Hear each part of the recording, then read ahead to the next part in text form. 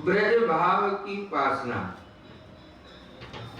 बाबूजी के प्रवचन से क्रम से आगे पृष्ठ संख्या 25, भगवान के दिव्य श्री विग्रह के दर्शन। बाबूजी कहते हैं, भक्ति ज्ञान अथवा योग मार्ग में साधना द्वारा किसी भी मार्ग में काम क्रोध आदि का समर्थन नहीं हो सकता। निष्काम कर्मयोग में भी सिद्धि असिद्धि में सम होकर संग का त्याग जहाँ कार्य होता है, फिर उसमें क्रोध आदि कहाँ से आएंगे?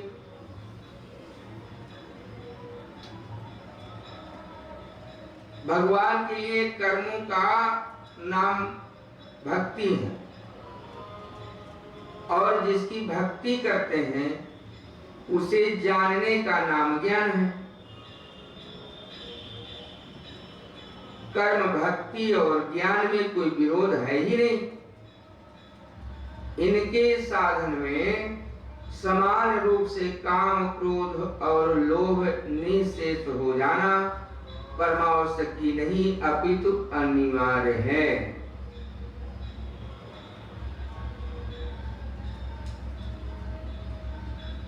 भगवान ने अर्जुन को ललकारते हुए कहा है कि जय शत्रु महाबाहो काम रूपम दुरासद। इन शत्रुओं के बस में जब तक हम हैं तब तक हमारे मन में भगवत प्राप्ति की इच्छा ही नहीं होगी।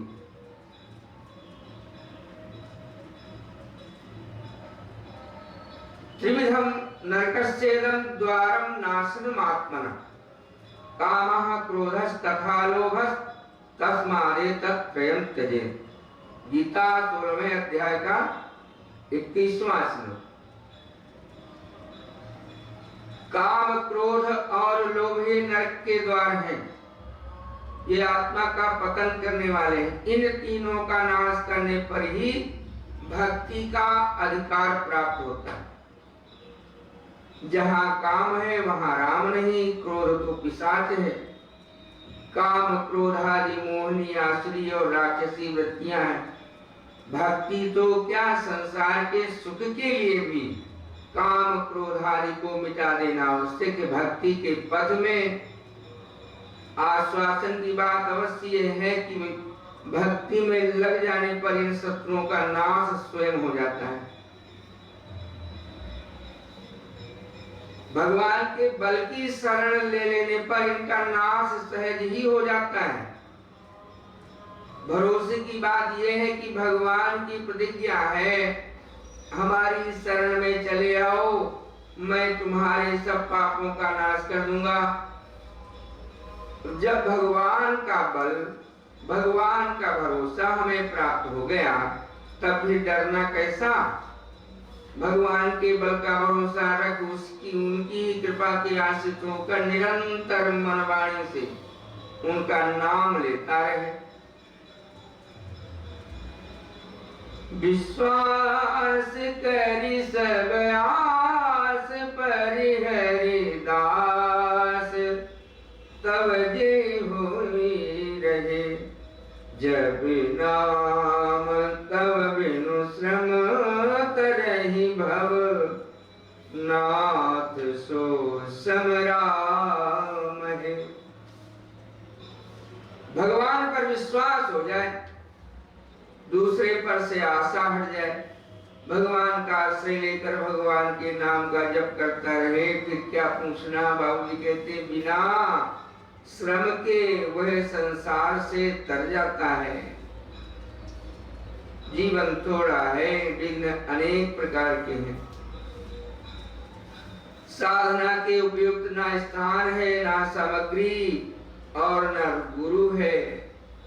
ऐसी दशा में सीधा मार्ग तो केवल भगवान का नाम ही है।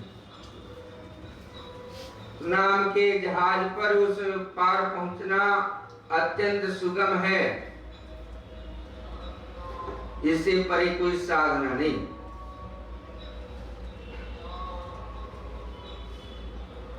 मन को इधर उधर न भटकने, भगवान नाम का दास होकर राम नाम के जप से ही मनुष्य तर जाता है। शर्त यह है कि भगवान में पूर्ण विश्वास हो, भगवान में पूर्ण विश्वास, किसी दूसरे की आशा ना हो और नाम न छूटे, फिर तो सारा काम सधी गया। तो बाबूजी कहते इसलिए निवेदन कर दिया कि कहीं भक्ति प्रेम की आड़ में आप काम आदि को प्रश्रय ना दें। साधना के पद में बहुत सावधानी के साथ चलने की आवश्यकता है। यह बार बार निवेदन किया जा चुका है और बार बार दोहराने पर भी यह बात बासी नहीं होती। बार बार दोहराने पर भी यह बात बासी नहीं होती। वो ये कि सावधानी ही साधना है। बाबू कहते भगवान के चरणों का ध्यान हो रहा था। वे चरण तुम्हारे हमारे हृदय में तभी बसते हैं जब काम क्रोध आदि किसी प्रकार के विकार न रहे। भगवान के चरण चिन्हों में जिनका उल्लेख पहले आ चुका है उसके बाद चलता हूँ। भगवान के चरणों में अग्नि कुंड है जिसमें भक्तों के सारे पाप भस्म हो जाते हैं। जिसके हृदय में ये चरण आ बसे उसका सारा पाप भस्म हो गया। इसके सिवा भी अग्नि कुंड यज्ञ कुंड है जिसमें संसार के सभी यज्ञ याग पहुंचते हैं। हम जो भी आहुति देते हैं भगवान के चरणों में पहुंचते हैं। सभी यज्ञों के भोक्ता वे ही हैं। भोक्तारम यज्ञ तपसाम सर्वलोक महेश्वरम सुहृदं सर्वभूतानां ज्ञात्वा मां शांतिं रक्षति। गीता 5वें अध्याय का 29वां श्लोक। देवताओं के रूप में भी वे ही भोक्ता है। जो जिस रूप में भक्ति करता है उसी रूप में भगवान श्रद्धा उत्पन्न कर देते हैं।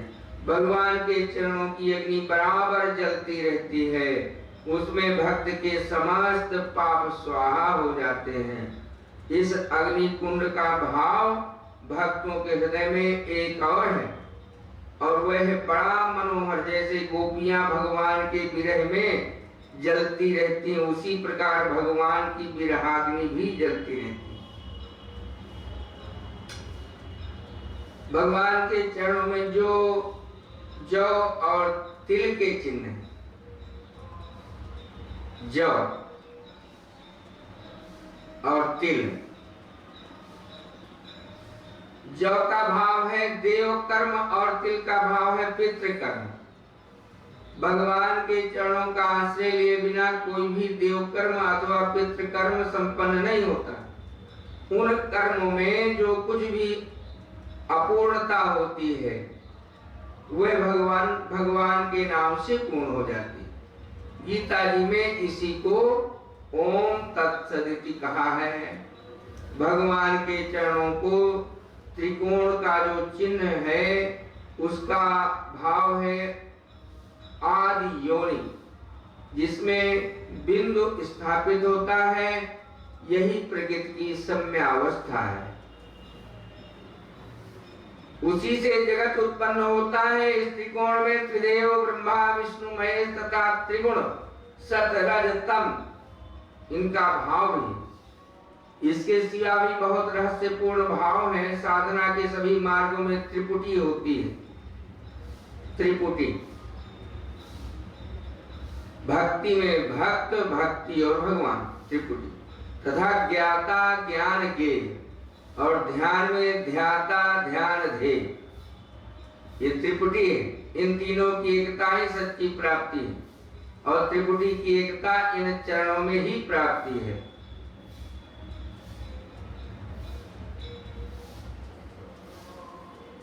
बाबूजी कहते हैं भगवान के चरणों में जो 9 कोश है उसका भाव है नवधा भक्ति तथा नवग्रह।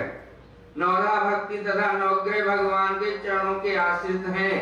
इनके अतिरिक्त 9 को चाहे जिस संख्या से गुणा करे 9 का 9 ही होता है। 9 से 1 2 3 4 5 6 7 8 9 10 से गुणा करने पर भी गुणनफल होगा, उसमें प्रत्येक का योग 9 ही होगा। 9 दूना 18, 9 त्रिक 27, 9 चौक 36, 9 पना 45, 9 छंग 54, 9 सत्य 63। ये किसी को जोड़े योगफल 9 ही होगा।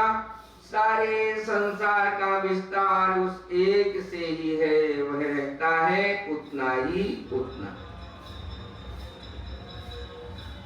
बाबूजी बताते हैं भगवान के चरणों में ब्रह्मा जी भी हैं। ये मूल सृष्टिकर्ता हिरण्यगर्भ है, उन्हीं का दूसरा नाम मूल प्रगति। उन्हीं से वेद प्रकट होते हैं। ये भगवान के चरणों के आश्रित हैं। ब्रह्मा जी का स्थान भगवान के चरणों में कमल के पास ही है। कमल ही आदि पुष्प है।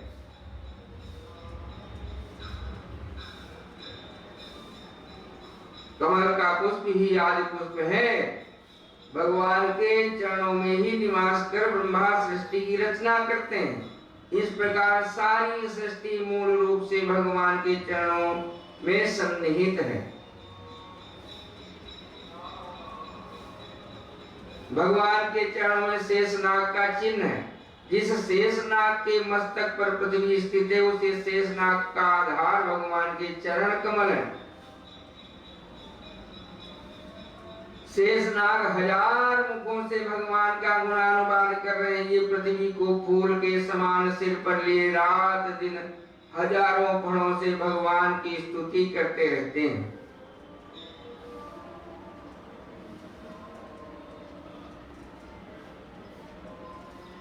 भगवान के चरणों में जो अश्व का चिन्ह है, उसका भाव यह है कि भगवान के चरणों का आश्रय लेकर जो जहां चाहे जा सकता है। अश्वमेध से महापातकों का नाश होता है। भगवान के चरणों के ध्यान से हजारों अश्वमेघों का पुण्य होता है। असंख्य अश्वमेघ से भी बढ़कर भगवान के चरणों का ध्यान है। भगवान के चरणों का आश्रय जिन्होंने लिया, उनकी अबाध गति हो जाती, जैसे नारद आदि की थी। ऐरावत हाथी का चिन्ह भी भगवान के चरणों में है। ऐरावत 14 रत्नों में एक है। वह इंद्र का वाहन है। जो भगवान के चरणों को प्राप्त हो गया, उसे इंद्रत्व प्राप्त हो गया। गजराज की एक टेढ़ पर भगवान दौड़े आए।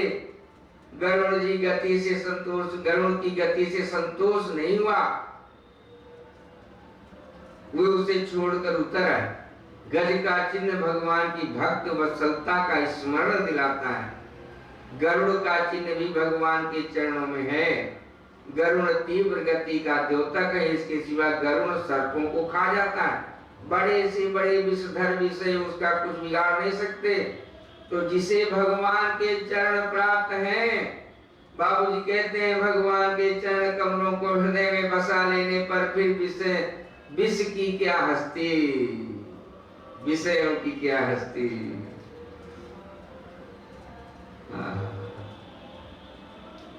और बाबूजी कहते हैं भगवान के चरणों में अष्टकोण का जो चिन्ह है, उसके संबंध में तंत्र ग्रंथों में कई प्रकार के भाव आए। यह 8 दिशाओं के अभिमंत्रण का प्रतीक है। साधक अनुष्ठान आरंभ करने के पूर्व अपने इष्ट देव को अष्टकोण में स्थापित कर पुनः 8 दिशाओं में प्रतिष्ठापित करता है। वह 8 दिशाओं में अपने भगवान को ही देखता है। अष्टकोण का तात्पर्य अष्ट सिद्धियों से भी है। तो जिसके हृदय कमल में भगवान के चरण कमल बसने लगे, उसे अष्ट सिद्धियां सहज ही प्राप्त हो जाती हैं।